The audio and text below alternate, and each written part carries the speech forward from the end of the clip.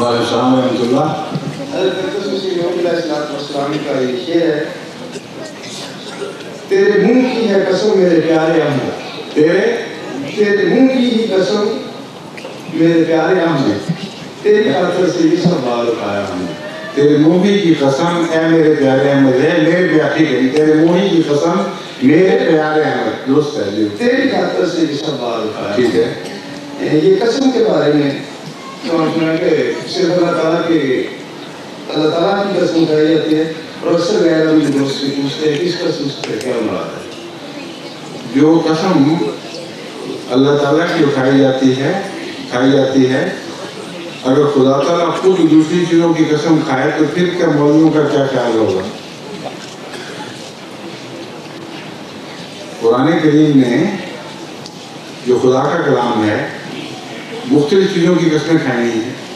وَالسَّمَاءِ ذَاتِ الْبُرُوجِ وَالْيَوْمِ الْمَوْعُودِ، اس آسمان کی قسم جو بروج والا ہے، وَالْيَوْمِ الْمَوْعُودِ، اور یوم موعود کی قسم ہے، وَالسَّمَاءِ ذَاتِ الْحُبُقِ، اس آسمان کی قسم جو رستوں والا ہے۔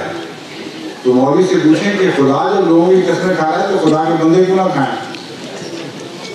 مفہوم سمجھنا چاہیے۔ وہ جو قسم ممنوع ہے دراصل خدا کے سوا معبودان باطل کو گواہ ٹھہرانا منع ہے، اور واقعاتی گواہی جو ہے وہ اس کی قسم کھانا منع نہیں ہے۔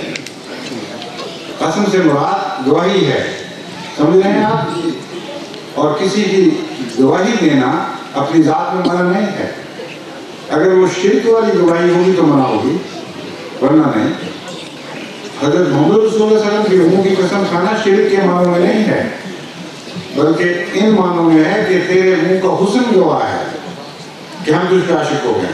حضرت محمد مصطفیٰ، حضرت محمد مصطفیٰ، حضرت محمد مصطفیٰ۔ محض قسم